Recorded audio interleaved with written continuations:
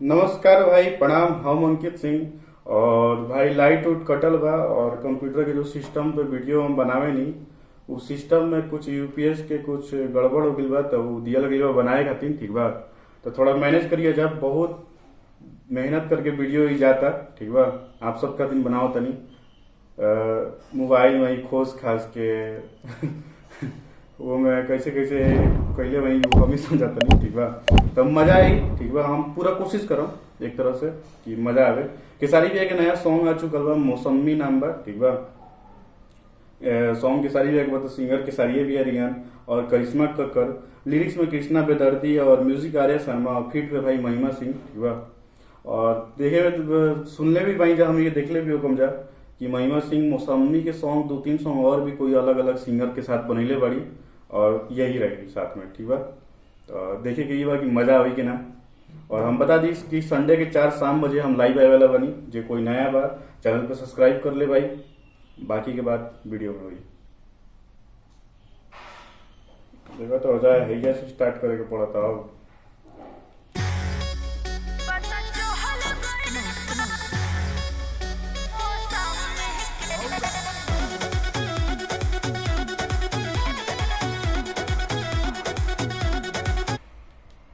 थोड़ा सा मैनेज करो जा भाई। अरे आवाज किने से बढ़ेला यार।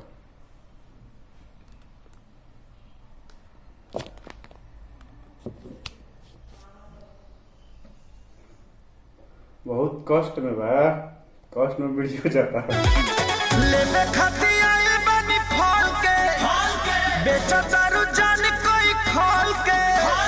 अच्छा टेस्ट करे दा कौन लेने खाती आए बनी फॉल के बेचा दारू जान कोई खोल के।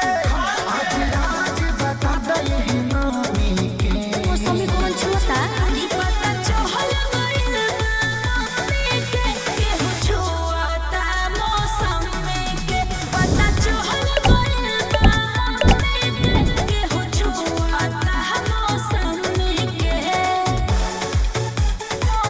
ई वाला डांस स्टेप मस्त लग रहा है। ई वाला और ऐसे से करके एकरा में यही तो दिक्कत बा, पहले करे खातिर हमरा फिर एजा से करे के पड़ी।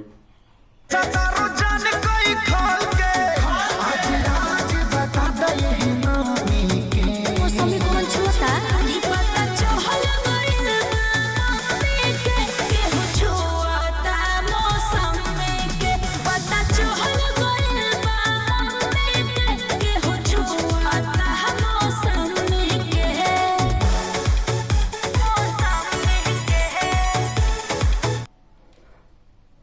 गाना तो ठीक है ठाक लगा था, और थोड़ा सा आप सब भी मैनेज करिए जा भाई। ठीक बा, हम इतना मेहनत करके अगर वीडियो आप सब कहीं बनावत तनी और कोई भी कमी ना हो देवे नी, तो ये में थोड़ा सा अगर कमी बुझात हो कि तो थोड़ा सा मैनेज करिए जा अपने भाई का।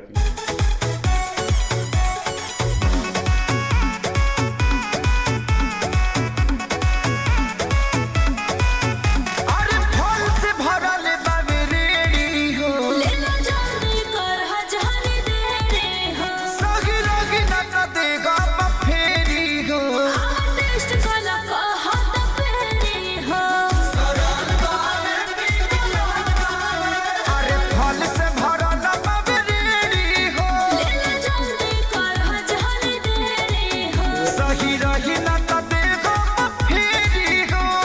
टेस्ट कला कहत पेरी हो। ढेरी महंगा दे बुंदा बोला खामी के। अरे छुई त दाग लग जाई चहल गइल बा मम्मी के हो छुता मौसमी के पता चहल गइल बा मम्मी के हो छुता मौसमी के पता चहल गइल। ई सॉन्ग में ना डांस जो स्टेप बा एकदम मस्त मस्त स्टेप बा, मतलब मजा आया। Music by Arya Sharma. क्या डांस है। पूरा मार्केट से भाव तो हर बनल बा। सोनू संजय के फायदा करी कि ना। शांति रहो बात मानती रहो। पूरा मार्केट में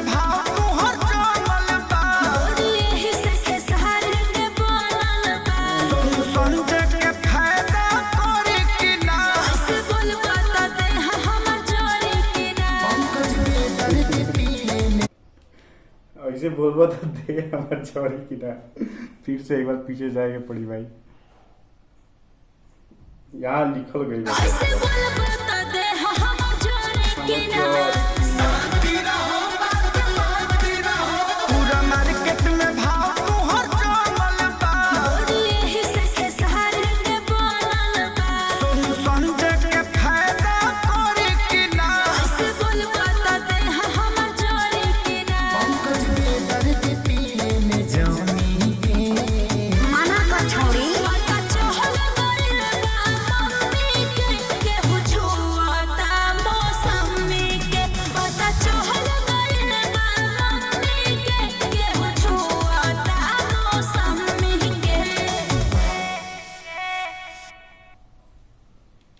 सॉन्ग में मजा आई भाई, डांस स्टेप देखे के मिलल, पुराना भी स्टेप रहे में, लेकिन मजा आई। डांस स्टेप मस्त मस्त रहे इस सॉन्ग में। लिरिक्स उतना खास टाइप के मतलब ठीक है ठाक रहे, म्यूजिक के हिसाब से जो भी कोई सुनेला उस हिसाब से ठीक रहे। बाकी बात ठीक बा, आप सबको बताई जाए कि आप सबके सॉन्ग कैसा लागल। वो एजा थोड़ा सा फोन में दिक्कत आ गई बा, आप सब जानते भाई जा कितना हम एक बार दिखा दे कैसे कैसे शूट होता है। 4 गो 10 गो फोन लगा के ऐसे से दिमाग खराब हो गई हमारा, हम करल ना चाहत रही, लेकिन आप सब कहते नहीं करल तनी। आप सबके कैसा लगल अच्छा से बताइए जा, ठीक बा। हम बोल भी नहीं कि पावत, इतना गर्मी होता ना, भाप मारा था यार। ठीक बा, हम चलते हैं नेक्स्ट वीडियो में बहुत जल्द मिलम, और संडे के 4 बजे जुड़िए जा अपन भाई के पास, ठीक बा। Love you. वीडियो अगर अच्छा लगी तो लाइक कमेंट सब्सक्राइब जरूर कीजिएगा।